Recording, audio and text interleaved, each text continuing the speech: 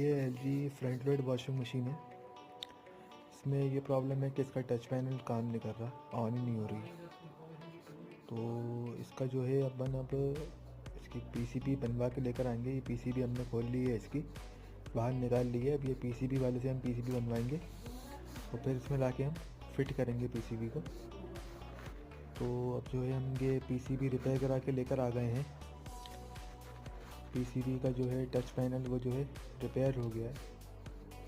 तो अब हम इसको पहला फिट करेंगे, उसके बाद चला के देखेंगे PCB।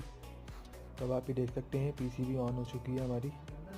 ये हमने एक फंक्शन लगा के देख लिया है, इसमें फंक्शन बराबर काम कर रहे हैं, बीच का नॉब भी बराबर काम कर रहा है और ऑन ऑफ भी हो रही है अब ये।